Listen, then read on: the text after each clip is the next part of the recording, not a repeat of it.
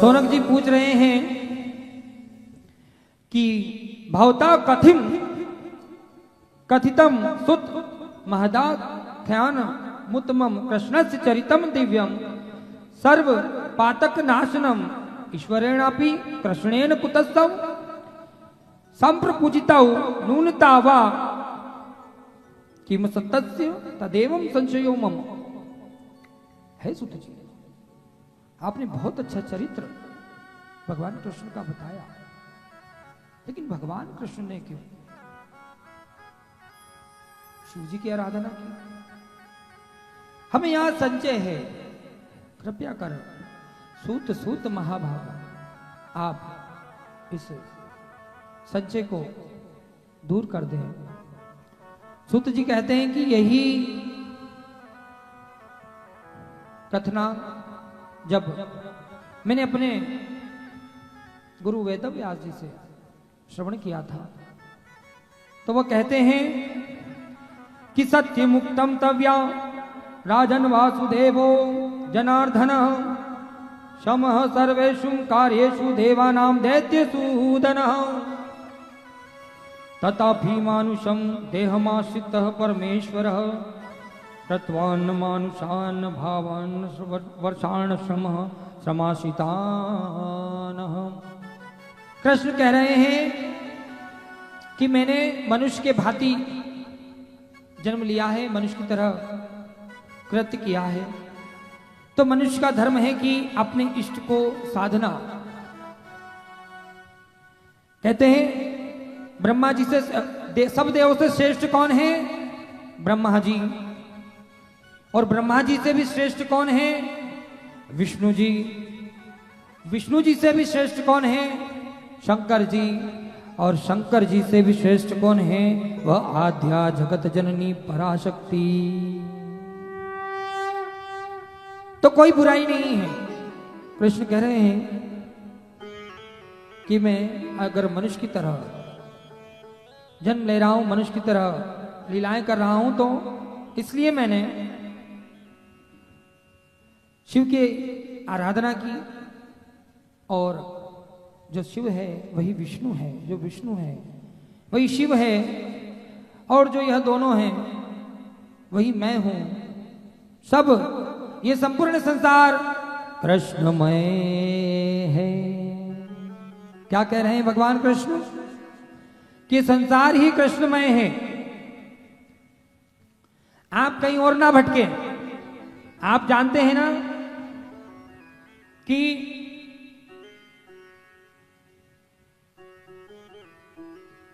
विष्णु ने ही सब अवतार लिए हैं, शंकर ने ही अवतार लिए हैं। तो वेदव्यास जी कह रहे हैं अगर कोई अपने इष्ट को मानता है, कोई आराध्य शक्ति को मानता है, तो उसे मानना चाहिए। और हम आप सभी माताओं बहनों से भी कहेंगे कि आप भी अपने बच्चों को जिनमें उनकी आस्था हो, शंकर जी में आस्था हो, तो उन्हें उनके पूजन में लगाइए। उनको कहिए कि नित्य प्रतिदिन शंकर जी को जल अर्पित करें, गले में रुद्राक्ष धारण करें, कथाओं का श्रवण करें। आप अपने पति से कहिए, क्या कहिए? कि व्रत करे, उपवास करे। और माताएं बहनें भी जितना हो सके खूब आप विश्वास के साथ उपवास करें। क्यों करें? क्योंकि साइंस भी, अब पहले तो चलो अध्यात्म कहते थे, पुराण कहते थे, तो हम सभी को लगता था कि ये सब ऐसे ही बनाए हुए तथ्य हैं। लेकिन साइंस भी कहता है अगर पूरे माह में, ये हम अपनी माताओं के लिए कह रहे हैं, अगर हमारी माताएं पूरे माह में 6 दिन का अवकाश रखती है, उपवास रखती है, अवकाश और उपवास एक ही है, भोजन की छुट्टी। स्कूलों में कहते हैं ना कि चलो भोजन का अवकाश हो गया, वो बेल बजती है, बच्चे भागते हैं। तो उपवास रखने से आपकी जठराग्नि में जो दिव्या शक्ति स्वरूपा अग्नि रूप में विराजमान है, उदरगामी होती है।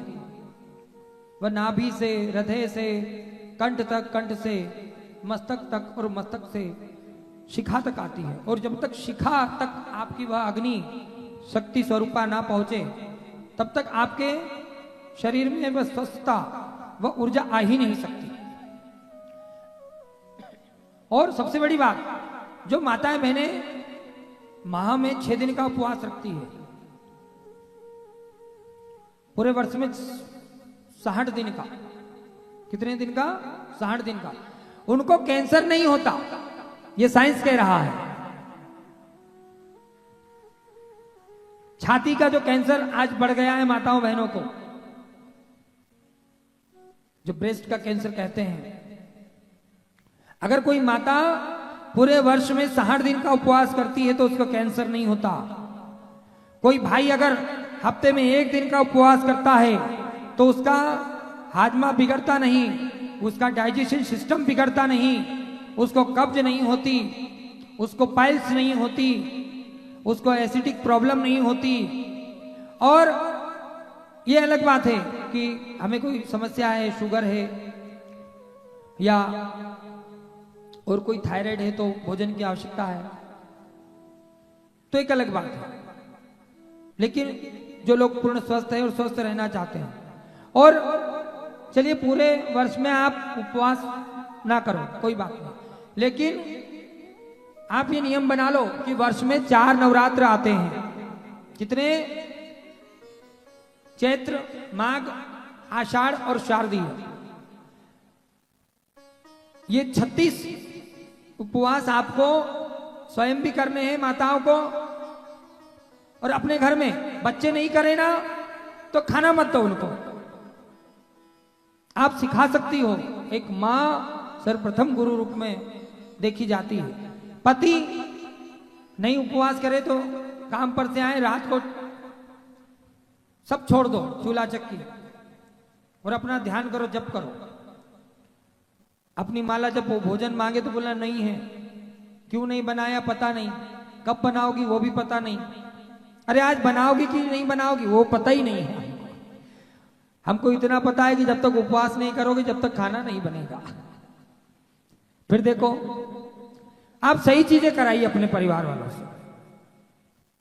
माता बहनों का धर्म क्या है? आप घर में पूर्ण रूप से पूजन कराओ।